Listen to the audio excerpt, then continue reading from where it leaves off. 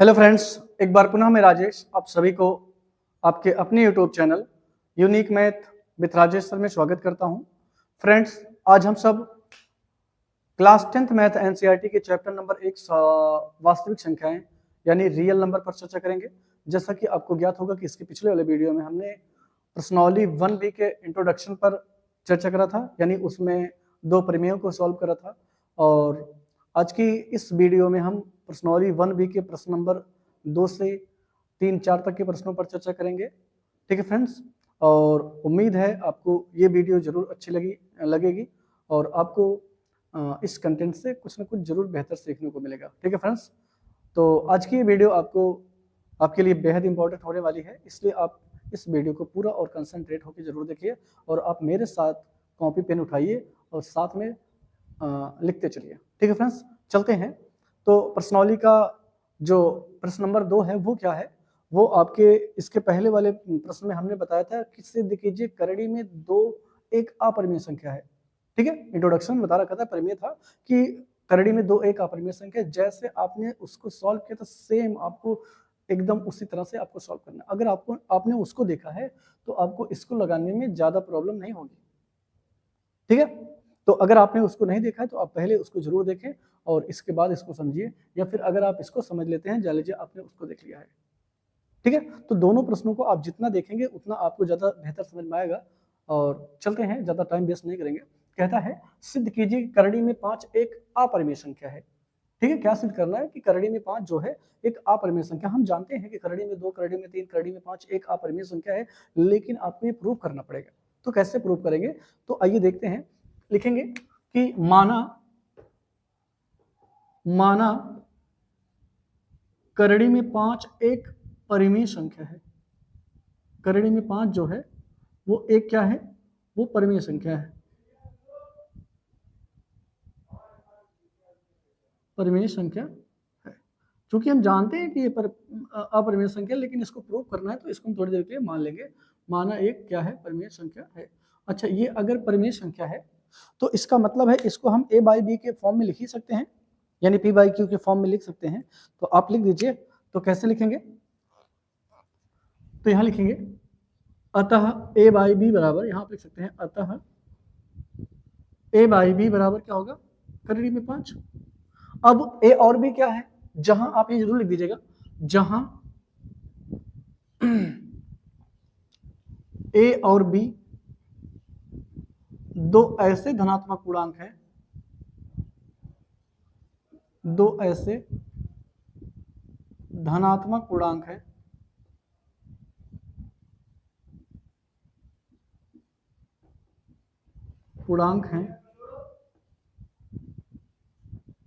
जिनमें एक के अतिरिक्त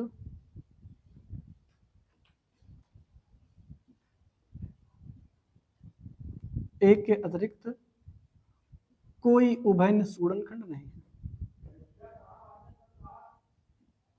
कोई उभयनिष्ठ गुणनखंड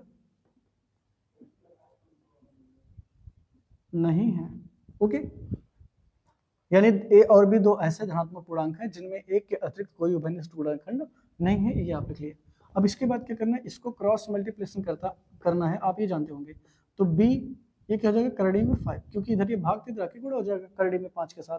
तो यहाँ अब इसके बाद क्या करना है, दोनों पक्षों में वर्ग करने पर, क्या करने पर, दोनों पक्षों में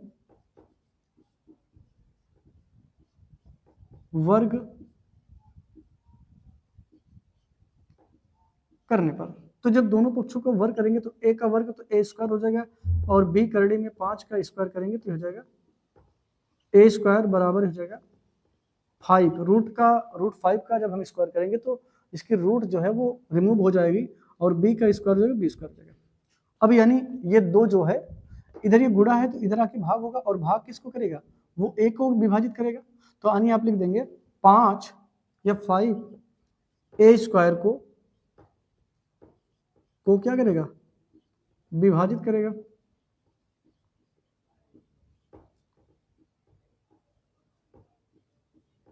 ठीक है, और इसको हम समीकरण 1 बना लेंगे ऊपर वाले को। अब अगर 5a² को विभाजित करेगा तो आपने परिमेय में पढ़ रखा यही 5a के वर्गमूल को भी, a² के वर्गमूल को भी क्या करेगा, विभाजित करेगा, यानी a को भी विभाजित करेगा, विभाजित करेगा। ठीक है, इसको हम समीकरण कितना बना ले, 2। ठीक है फ्रेंड्स, पुनः अब क्या करना है, पुनः माना a बराबर क्या मान लेंगे, 5c। हमने कहा था अगर रूट में 2 है तो 2c मानिएगा, रूट में 3 है तो 3c मानना है, अगर रूट में 5 है तो 5c मानना है। ठीक है, तो जगह अब a का मान कहाँ रखने पर, a का मान समीकरण कहाँ रखने पर, समीकरण 1 में रखने पर। ठीक है, तो समीकरण 1 क्या है, उतार लीजिए, a² बराबर 5b² था, a के प्लेस पे आप रख दीजिए 5c का होल स्क्वायर बराबर एक हो जाएगा 5b², और यह कितना आ जाएगा, ये 25c² आएगा, और ये जगह 5b²। ठीक है, यानी ये 5 इसको आगे काट देगा तो कितना आ जाएगा, 5c² बराबर क्या आएगा, केवल यहाँ b² आएगा। ठीक है, ये काटेगा तो b² देगा। अब इधर ये 5 गुणा इधर आके भाग होगा, यानी किसको विभाजित करेगा, b² को, तो आप यहाँ लिख सकते हैं 5b² को विभाजित करेगा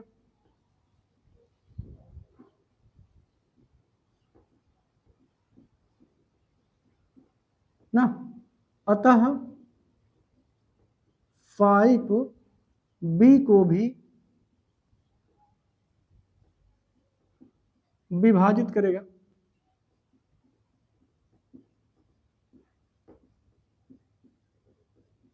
इसको हम समीकरण नंबर कितना मान लें, 3 मान लें। अब आप ये देखिए कि समीकरण 2 और 3 क्या कहता है, समीकरण 2 कहता है कि 5 जो है a को विभाजित करेगा और 5 जो है b को विभाजित करेगा, समीकरण 3 कहता है, तो यानी आप लिखेंगे समीकरण 2 तथा समीकरण 3 से यह ज्ञात होता है कि a और b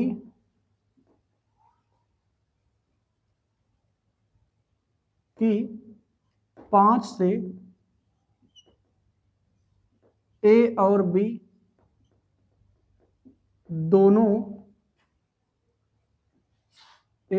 दोनों ही विभाजित है।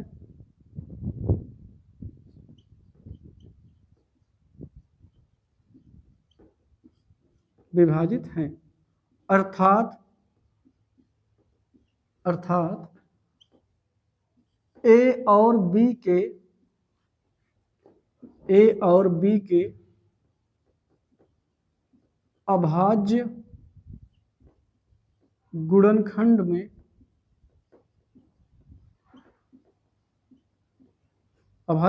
में कम से कम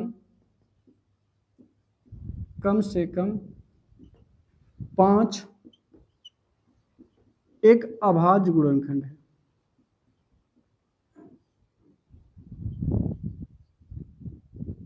अभाज्य गुणनखंड है जो कि इस तथ्य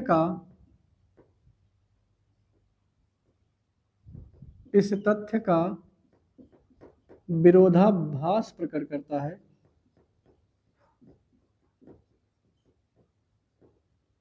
विरोधाभास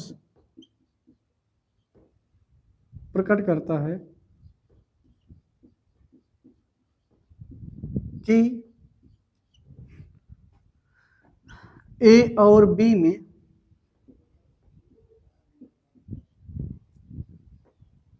एक के अतिरिक्त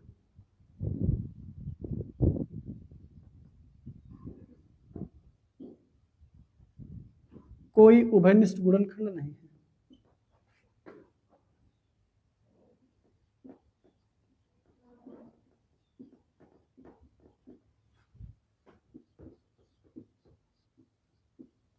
गुणनखंड नहीं है।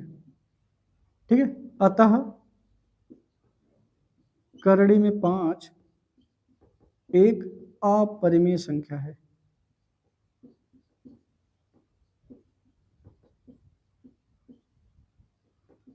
एक अपरिमेय संख्या है, यानी यहाँ समीकरण 1 और 2 क्या कहता था, फिर से एक बार देख लीजिए। समीकरण 1 कहता था कि 5 जो है a को विभाजित करेगा, और समीकरण 2 कहता था कि 5 जो है वो b को विभाजित करेगा। यानी आपने लिखा है समीकरण 2 तथा समीकरण 3 से यह ज्ञात होता है कि 5a और b दोनों ही 5a और b दोनों को विभाजित करता है, विभाजित करता है। ठीक है, अर्थात a और b के अभाज्य गुणनखंड में कम से कम 5 एक गुणनखंड है। यानी अगर 5 a और b दोनों को विभाजित करता है तो अवश्य ही a और b के अभाज्य गुणनखंड में कम से कम 5 एक अभाज्य संख्या जरूर मिलेगी। ठीक है, लेकिन आपने मान रखा है कि a और b में एक के अलावा कोई उभयनिष्ठ गुणनखंड है ही नहीं, तो इसका ये क्या कर रहा है, विरोध कर रहा है। यहाँ प्रूफ हो रहा है कि a और b में कम से कम 5 एक गुणनखंड है उभयनिष्ठ, लेकिन यहाँ कह रहा है कि एक के अलावा कुछ भी नहीं है, तो दोनों का विरोधाभास उत्पन्न हो रहा है। इसलिए क्या होगा, करड़ी में 5 जो है एक अपरिमेय संख्या होगी। और फ्रेंड्स, उम्मीद है आपको ये प्रश्न भी आपको जरूर अच्छे से समझ में आया होगा। और अगर आपने थ्योरम को इसके पहले वाले वीडियो में दूसरे थ्योरम को आपने देखा होगा तो आपको ये दोनों में सिमिलरिटी काफी हद तक देखने को मिली होगी। ठीक ना फ्रेंड्स, तो मुझे विश्वास है आपको ये जरूर अच्छे से समझ में आया होगा। और फ्रेंड्स, आपको अगर ये वीडियो अच्छी लग रही हो तो अपने दोस्तों में जरूर शेयर करें, और साथ में आप ज़्यादा से ज़्यादा इस चैनल के माध्यम से अधिक से अधिक स्टूडेंट को जोड़ने का प्रयास करें, ताकि आने वाले बोर्ड एग्जाम में आप सभी हमारे इस कंटेंट द्वारा बेहतर से बेहतर अंक अर्जित कर सकें। ठीक है फ्रेंड्स, और मेरा यही टारगेट है कि आप जो है आने वाले जो भी एग्जाम, बोर्ड एग्जाम हो, उसमें आप बेहतर से बेहतर अंक अर्जित करें और आप अपने माता पिता, अपने देश का नाम रोशन जरूर करें। ठीक है फ्रेंड्स, तो चलते हैं इसके अगले प्रश्न पर।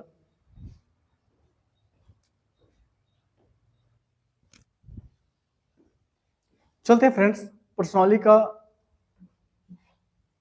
1B का जो तीसरा प्रश्न है उसको देखते हैं कि सिद्ध कीजिए कि 3 धन 2 करड़ी में 5 एक अपरिमेय संख्या है। तो इसको भी अगर इसको प्रूव करेंगे तो ये उससे ज़्यादा जो अभी आप हमने जस्ट उसके पहले बताया प्रश्न, उससे ये कहीं ज़्यादा सिंपल है। ठीक है, ये दोनों दो टाइप के अलग अलग टाइप के जान लीजिए। तो इसके पहले वाला एक अलग टाइप का था, और ये हम आपको जो बताने जा रहे हैं ये एक अलग टाइप है। हालांकि इसको इस टाइप के भी हमने पहला प्रश्न बताया है। ठीक है, आइए देखते हैं इसको कैसे सॉल्व करते हैं। तो यहाँ क्या करना है, आपको सिद्ध कीजिए कि 3 धन 2 करड़ी में 5 एक अपरिमेय संख्या है। तो पहले आप मान लेंगे, माना 3 धन 2 करड़ी में 5 एक क्या है, एक परिमेय संख्या है। एक क्या है, एक परिमेय संख्या है। ठीक है, इसको आपने क्या मान लिया, माना ये जो है एक परिमेय संख्या है। और अगर ये परिमेय संख्या है तो इसका मतलब है क्या होगा, तो अतः इसको जो है a बाई बी के फॉर्म में लिखा जा सकता है, जहां a और b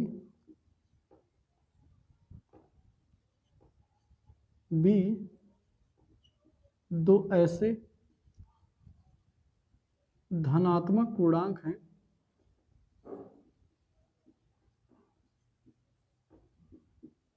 हैं जिनमें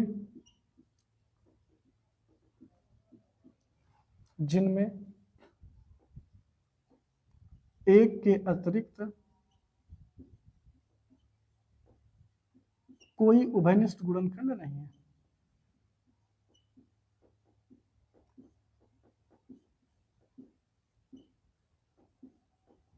कोई उभयनिष्ठ गुणनखंड नहीं है। ठीक है फ्रेंड्स, तो ये हुआ। अब क्या करेंगे आप, तो यहाँ इसको सबसे पहले हम नोट डाउन कर लेते हैं। a by B equal to क्या था, 3 + 2√5। यहाँ आपको क्या करना है, इस √5 को, क्योंकि आप जानते हैं √5 एक अपरिमेय संख्या है, इस वजह से हम √5 को सेपरेट कर लेंगे। यानी बाकी जो ये आपको 3 दिख रहा है, 2 दिख रहा है, ये परिमेय संख्या है, इसको हम परिमेय संख्या ए भी एक परिमेय संख्या, तो इसको एक साइड ले जाएंगे। तो कैसे करेंगे आप इसको देखिए, ये इधर प्लस इधर के माइनस होगा, यानी अगले स्टेप में a/b माइनस क्या होगा 3 होगा, और इधर क्या बचेगा 2√5 ये बचेगा। और इसको अगर हम यहाँ बटे ए करके तिरछा गुणा के तो हो जाएगा a बन जा a, और ये 3 से मल्टीप्लाई b पे करेंगे 3 हो जाएगा, बटे में क्या हो जाएगा b बन जा b, यानी इधर क्या बचेगा √2/5। अब इधर ये 2 इधर मल्टीप्लाई इधर आके डिवाइड हो जाएगा, यानी अगले स्टेप में बचेगा a माइनस 3b बटे में 2b बराबर क्या होगा √5। ये देखिए इतना हो गया, इतना आपका समझ में आया। अब यहाँ लिखेंगे चूंकि a और b दो धनात्मक पूर्णांक थे, इसलिए a माइनस 3 का होल अपॉन 2b एक परिमेय संख्या होगी। है भाई, ये a और b क्या थे, दो धनात्मक पूर्णांक थे, इसलिए ये क्या होगा, ये पूरा लेफ्ट हैंड साइड जो है ये परिमेय संख्या होगी। तो आप लिखेंगे कैसे, चूंकि a और b दो धनात्मक पूर्णांक हैं, इसलिए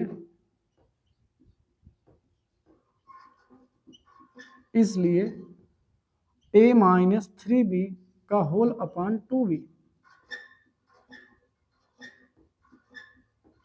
एक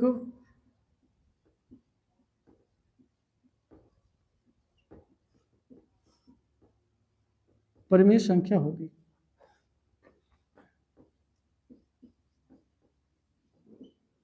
ठीक है, और इसलिए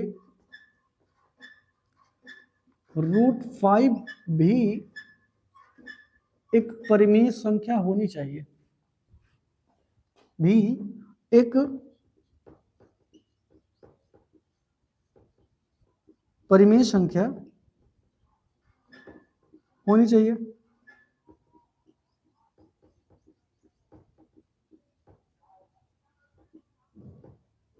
दे भाई, अगर ये परिमेय संख्या है तो ये भी तो इसी के बराबर है भाई, बराबर तभी है जब दोनों परिमेय संख्या होगी।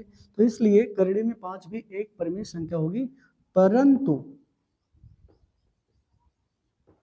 यह इस तथ्य का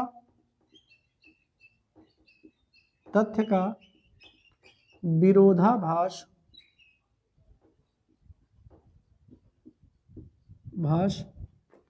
प्रकट करता है कि करड़ी में 5 क्या विरोधाभास प्रकट करता है, करड़ी में 5 एक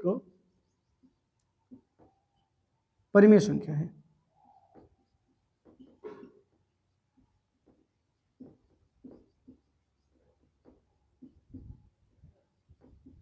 ठीक है, अतः 3 धन 2 करड़ी में 5 एक अपरिमेय संख्या है, अपरिमेय संख्या है। ठीक है, तो ये भी उम्मीद है आपको जरूर अच्छे से समझ में आया होगा। ठीक है फ्रेंड्स, क्योंकि हमने जितने भी प्रश्न हैं उसको हमने आपको सरल से सरल लैंग्वेज में समझाने का प्रयास करा है। फिर भी अगर आपको कहीं दिक्कत रह जाती है, आपको कोई कमी रह जाती है, तो आप कमेंट बॉक्स में जरूर बताएं, उसका आपको निदान जरूर किया जाएगा। ठीक है फ्रेंड्स, तो चलते हैं इसके अगले वीडियो पर, अगले प्रश्न पर।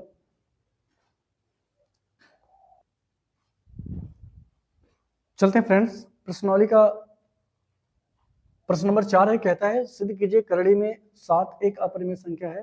तो आपको हमने इस टाइप के दो प्रश्न बता रखे हैं, एक हमने बताया था आपको करड़ी में 2, एक बताया करड़ी में 5, ये इसी के जैसा ये सेम प्रश्न होगा करड़ी में 7, और आगे मिल सकता है करड़ी में 3 को भी आपको प्रूव करना होगा। ये 3 जो है जो सिंगल होंगे करड़ी में, वो उस टाइप के प्रश्न जो है वो अलग होगा। चलिए इस पर ज़्यादा टाइम स्पेंड नहीं करेंगे, आपको थोड़ा सा स्पिन बताएंगे। तो क्या कहता है, सिद्ध कीजिए करड़ी में 7 एक अपरिमेय संख्या है। तो मान लेना है, माना करड़ी में 7 एक क्या है, एक परिमेय संख्या है, एक परिमेय संख्या है, और अगर ये परिमेय संख्या है तो क्या हो जाएगा, अतः इसको a बाई बी के फॉर्म में लिखा जा सकता है, जहां a और b में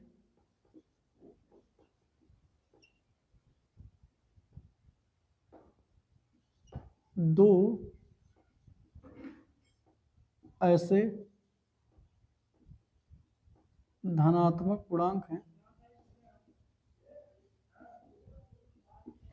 पूर्णांक हैं जिनमें एक के अतिरिक्त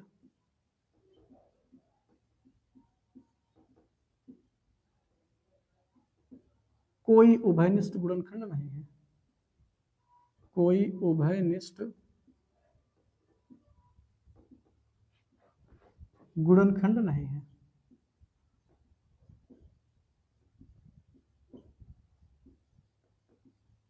ठीक है, ये आप हर प्रश्नों में लिखते हैं, ऐसा आपको याद रखना है, सेंटेंस ही आप ध्यान रखिए कि आपको याद हो जाए। तो अब क्या करेंगे, अब इसका क्रॉस मल्टीप्लिकेशन करेंगे तो ये बराबर क्या आएगा, बी करड़ी में ये 7 है फ्रेंड्स, ठीक है, तो जगह 7 हो जाएगा, और इसके बाद दोनों पक्षों क्या करने पर,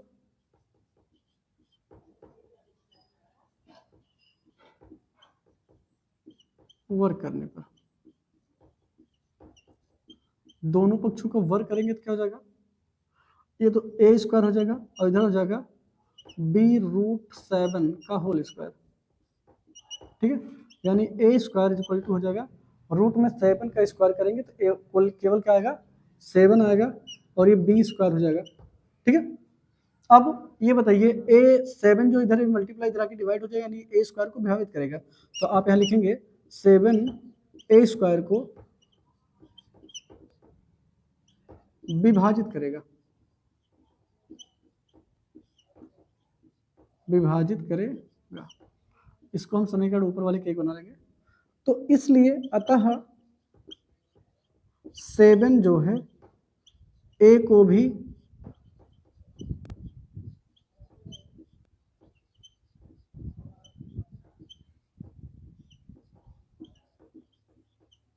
विभाजित करेगा, ये इसको हम समीकरण नंबर 2 बना लेंगे। अब पुनः माना a बराबर कितना मान लेंगे, 7c, तो a का मान अब लिखेंगे, a का मान समीकरण कहां रखने पर, समीकरण 1 में रखने पर,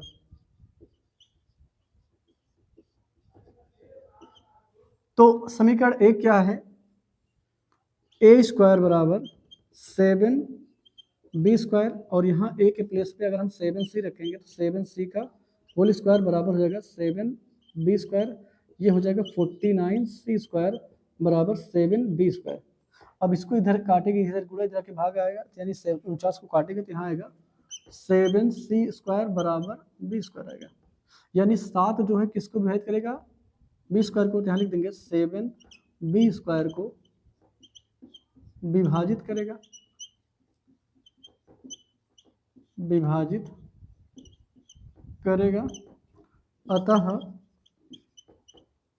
7b को भी विभाजित करेगा, ठीक है। इसको हम समीकरण 3 बना लेते हैं। अब आप देखिए समीकरण 2 और 3, समीकरण 2 कहता है 7 जो है a को विभाजित करता है, समीकरण 2 कहता है 7 जो है वो b को विभाजित करता है, यानी समीकरण 2 तथा समीकरण 3 से, समीकरण 2 तथा समीकरण 3 से यह ज्ञात होता है, यह सिद्ध होता है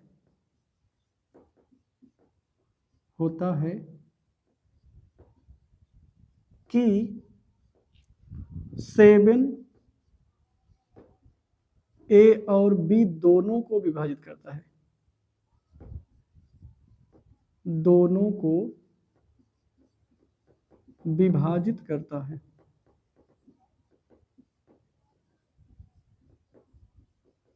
अर्थात ए और बी के अभाज्य गुणनखंड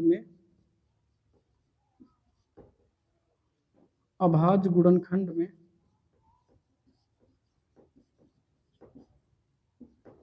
कम से कम 7 एक उभयनिष्ठ गुणनखंड है।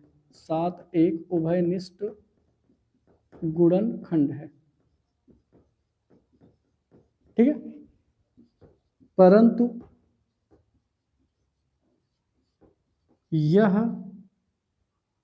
इस तथ्य का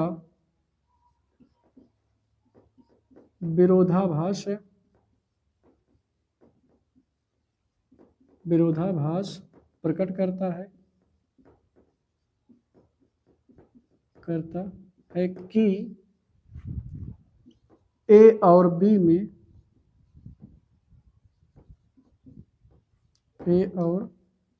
में एक के अतिरिक्त कोई उभयनिष्ठ गुणनखंड नहीं है। कोई उभयनिष्ठ गुणनखंड नहीं है। ठीक है, अतः क्या होगा, करड़ी में 7 एक अपरिमेय संख्या है।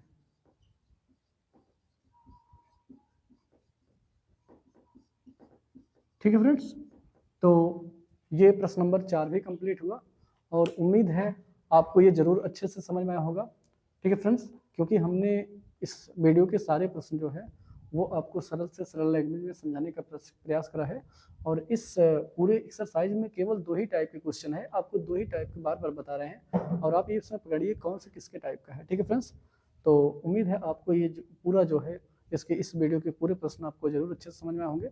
और अगर आपको ये वीडियो अच्छी लगी तो आप अपने दोस्तों में जरूर शेयर करें और साथ में आप अगर आपने वीडियो को चैनल को सब्सक्राइब नहीं करा है तो आप चैनल को सब्सक्राइब करें और इस चैनल के माध्यम से ज़्यादा लोग जुड़ने का प्रयास करें, क्योंकि इस चैनल के माध्यम से न केवल हाई स्कूल बल्कि 9 से लेकर 9, 10, 11 और 12 की मैथमेटिक्स के सभी एक्सरसाइजों को एकदम आपको आसान लैंग्वेज में पढ़ाया जा रहा है। और ठीक है फ्रेंड्स, तो उम्मीद है आपको ये वीडियो जरूर अच्छा लगा होगा। चलते हैं, बस आज के इस वीडियो में बस इतना ही। तब तक के लिए धन्यवाद, मिलते हैं अगले वीडियो में। थैंक्स।